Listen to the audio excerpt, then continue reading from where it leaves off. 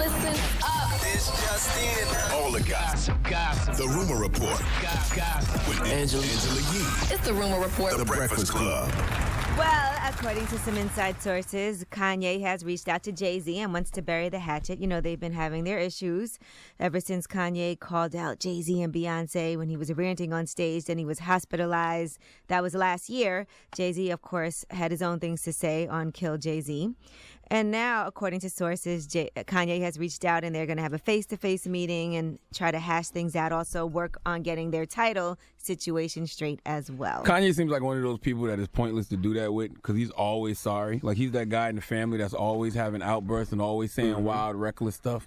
So he's always apologizing. But then he'll mess up, he'll apologize, then he'll mess up a week later. Yeah, and eventually you just got to cut him off altogether. So, I mean... Well, he ain't got to cut off. Yeah, I don't know about Yes, you that. do. I mean, they have a long history together, and Kanye And what does that mean when it comes to ended up family and being friends? hospitalized. Ain't cut off. When people aren't first of all, when people aren't conducive to your life anymore and they're not growing and evolving with you, you cut them off. What are you talking about? Well, Jay-Z is free to do as he chooses. If he Absolutely. chooses to remain friends with him, But I'm talking he about will. in general. I'm not talking about specifically Jay and Kanye. I'm just saying when you have somebody like that, if they keep doing the same behavior cut over and their ass over, right off. eventually you have to cut them off.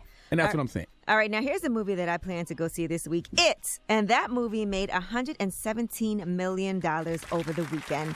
Now, that was the largest opening for a film debuting in September, and it was the third biggest opening of the year, only behind Beauty and the Beast and Guardians of the Galaxy Volume 2. But it's also the largest opening for a horror movie ever. Y'all spent money to go see clowns that scare you when you can I just want to go see it. I when you read can that just go book on when I was Instagram. young, and I remember being You can just go scared on to death. You can just go on Instagram if you want to see clowns that scare you. Nah, I ain't going But to see I that. love a good scary All movie. the Bunkai G's of the world and all those people, they scare me. They clowns. Well, I'm definitely going to see it, so I cannot wait. Yeah, I'll pass on it. All right, XXXTentacion. Let's talk about him for a little bit because now they have obtained, according to Pitchfork, they have a 142-page transcript of testimony by the reported victim of XXXTentacion.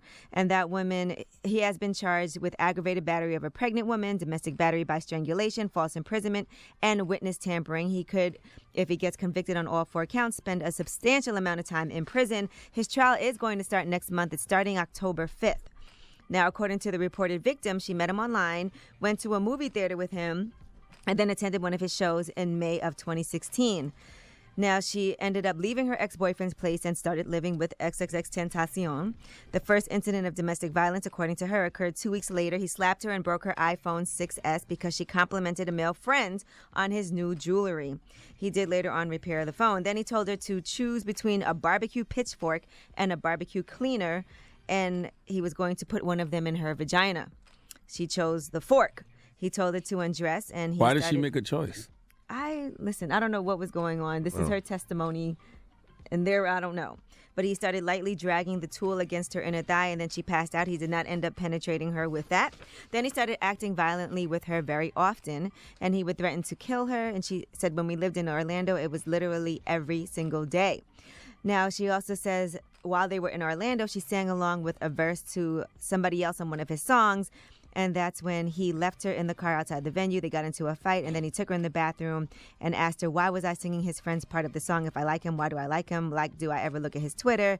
And then he headbutted her, punched her, stomped on her, put her in the bathtub, and started hitting and kicking her, and then threatened to, I guess, basically kill her on numerous occasions. This dude's music must be fire because I've seen people get put out the paint for less than all that's in that. Now, this is all just a we don't know what actually happened yet. Like people care about facts nowadays. He hasn't gone on trial. That starts October 5th.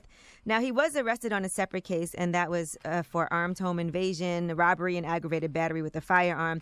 During that time, while he was in jail, she ended up living with one of his friends, and she had sex with another man as well. And when he got out of jail, they moved back in together. And then he told her that he knew that she cheated on him, put a knife to her neck, strangled her a little bit, and called her a hoe, according to her. So I guess she's saying that she also found out that she was pregnant by him and that they planned it. But he's saying that she's not pregnant. I've never listened to it. What's his name? XXXTentacion. Okay, whatever you said just now. But I've never listened to any of his music ever. But everybody always says how good it is. You heard it before. That's No, the I song haven't. that was distorted. Remember, it was very, very distorted when it came out? I remember, but I don't remember. But he's got a whole album out now that's been like number 2 in the country for the past couple of weeks, but I haven't listened to it. All right, well, this whole deposition, like I told you, is 142 pages, but that's just some of what she is accusing him of. All right, I'm Angela Yee, and that is your Rumor Report. The Breakfast Club. Every weekday morning. Tune in